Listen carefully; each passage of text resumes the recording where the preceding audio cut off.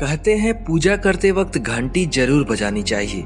ऐसा मानना है कि इससे ईश्वर जागते हैं और आपकी प्रार्थना जल्दी सुन लेते हैं। आज हम आपको बताएंगे कि घंटी बजाने का संबंध सिर्फ भगवान से ही नहीं बल्कि इसका साइंटिफिक असर भी होता है। दोस्तों, सबसे पहले हम आपको मंदिर में घंटी बजाए जाने के पीछे का धार्मिक कारण बताते हैं। मंदिर घर का हो या किसी धार्मिक स्थल का, वहाँ घंटी तो होती ही है। कहते हैं घंटी बजाने से देवताओं के समक्ष आपकी हाजिरी लग जाती है। मान्यता के अनुसार घंटी बजाने से मंदिर में स्थापित देवी देवताओं की मूर्तियों में चेतना जागृत होती है, जिसके बाद उनकी पूजा और आराधना अधिक फलदायक और प्रभावशाली बन जाती है। यही वजह है कि मंदिर के प्रवेश द्वार पर ही घंटी को लगाया जाता है, ताकि मंदिर में प्रवेश करने से पहले आप घंटी बजा सकें और भगवान की मूर्तियों में चेतना जागृत हो सके। इसके अलावा घंटी की मनमोहक एवं कर्ण प्रिय ध्वनि मन मस्तिष्क को अध्यात्म भाव की ओर ले जाने का सामर्थ्य रखती है। मन घंटी की लय से जुड़कर शांति का अनुभव करता है।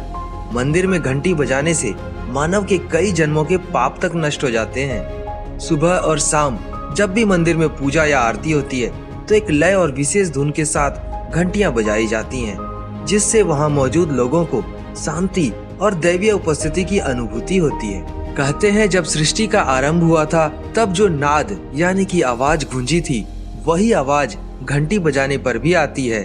घंटी उसी नाद का प्रतीक है। यही नाद ओंकार के उच्चारण से भी जागृत होता है। कहीं कहीं पर तो यह भी लिखा हुआ है कि जब भी प्रलय आएगी उस समय भी ऐसा ही नाद गूंजेगा। दोस्तों, यह था मंदिर में घंटी बजाए जाने के पीछे का धार्मिक कारण। अब हम आपको इसका साइंटिफिक रीजन भी बतलाते हैं। वैज्ञानिकों का कहना है कि जब भी घंटी बजाई जाती है तो वातावरण में कंपन पैदा होता है, जो वायुमंडल में वायु के द्वारा काफी दूर तक जाता है। इस कंपन का फायदा यह होता है कि इसके क्षेत्र में आने वाले सभी जीवाणु, विषाणु और सूक्ष्म जीव आदि नष्ट हो जाते हैं, जिससे कि आसपास का वातावरण शुद्ध हो जाता है। यही कारण है कि जिन जगहों पर घंटी बजने की आवाज नियमित आती रहती है, वहाँ का वातावरण हमेशा शुद्ध और पवित्र बना रहता है। इसी वजह से लोग अपने दरवाजों और खिड़कियों पर भी विंड चाइम्स लगवाते हैं, ताकि उसकी ध्वनि से नकारात्मक शक्तियाँ हटती रहें। नकारात्मकता हटने से समृद्धि के द्वार खुल जाते हैं। दोस्तों, यह था घंटी बजाने के पीछे का वैज्ञानिक कारण। दोस्तों, अब हम आपको बतलाते हैं कि घंटी कब बजानी चाहिए। दोस्तों, यूं तो पूजा करने का कोई समय नहीं होता।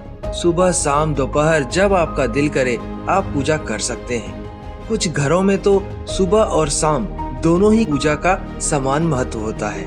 कहा जाता है कि सूरज की पहली किरण के साथ ही पूजा करना काफी शुभ होता है और उस समय घंटियां और शंख बजाने को भी शुभ माना गया है। हालांकि सुबह और शाम की पूजा में कोई खास फर्क नहीं होता है, लेकिन ज्योतिषों की माने तो उनके अनुसार सूर्यास्त के बाद देवी देवताओं के सोने का समय हो जाता है।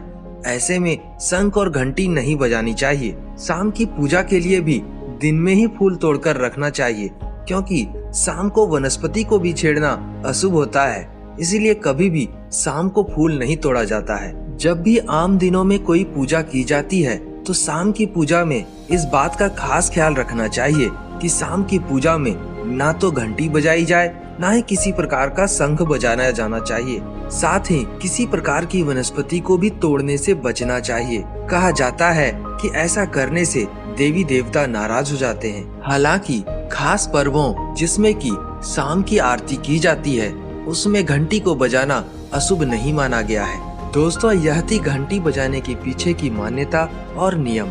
आशा करते हैं वीडियो में दी गई जानकारी आपको पसंद आई होगी। वीडियो अच्छा लगे तो इसे लाइक करना ना भूलें और यदि आप चैनल पे नए हैं तो इसे सब्सक्राइब करके बगल में दी हुई घंटी जरूर दबाएं। जय श्री कृष्ण।